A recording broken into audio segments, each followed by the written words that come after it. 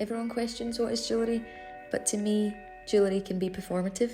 I like viewers to second guess themselves and to think about what they're actually seeing, and then they'll ask themselves, what was that? The placement of jewellery was also important to me. For instance, placing chewing gum on your back and just walking down the street. A lot of people will come over and grab it, and that's what jewellery is about.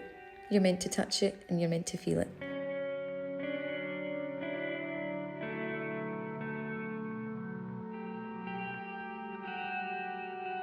My name is Christina Merchant and I'm an object and jewellery maker based in Glasgow.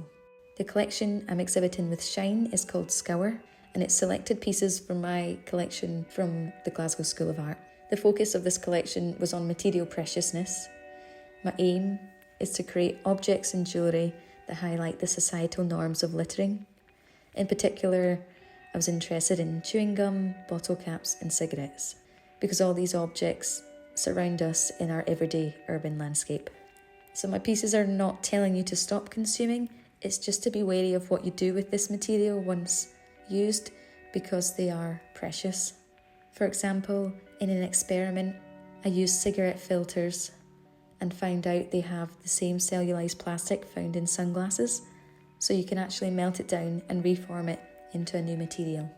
At the beginning of my research for this body of work, I had a conversation with my mum, and she told me about my nana and papa, who both worked in Will's cigarette factory in Glasgow, and then they went on to owning their own pub. So this urban landscape is something I've always been surrounded by and drawn to.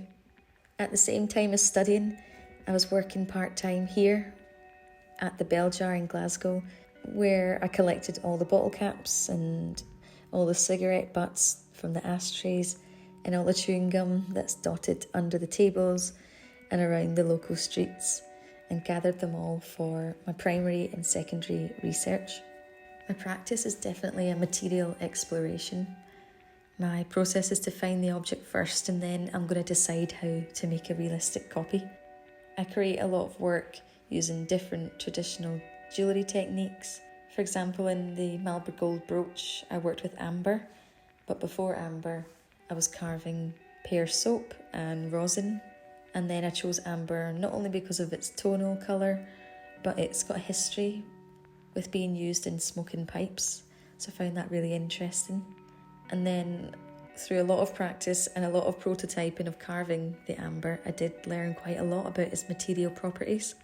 I found out that younger amber is more sticky, whereas the older amber is more firm and brittle. Even though there was a lot of disregarded amber, I didn't let it go to waste. I kind of used it as tobacco filling, and I used it when I was displaying my work. So everything is reused. And then for the extra pin, which looks like a piece of chewing gum in a wrapper, this was kind of created with similar techniques. I used the sanding machine, a pendant drill, and used the tiny diamond burrs just to get the finer details. And then I was able to reform the shapes that I collected from the pub and the ashtrays and make them realistic as they could be, and then turn them into wearable jewellery objects. I also repurpose objects in my jewellery, such as guitar saddles, games counters, and vintage letter openers.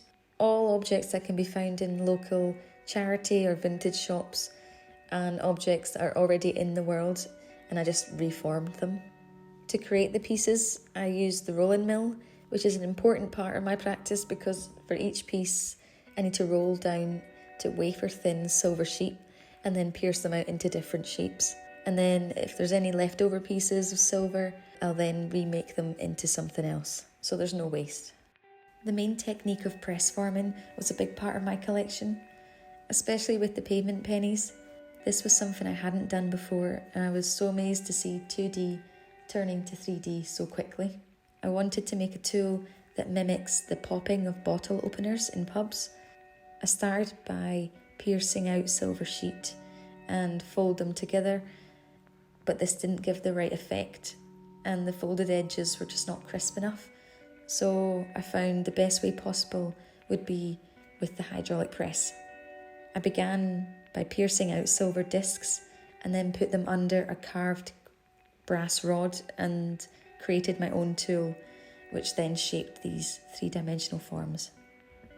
With the enamel, I pushed the colour and the texture through under and over firing to get that sugar coat kind of effect.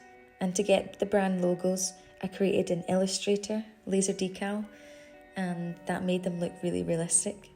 That's something that's not really traditional in enamelling, but it's something I kind of wanted to experiment with.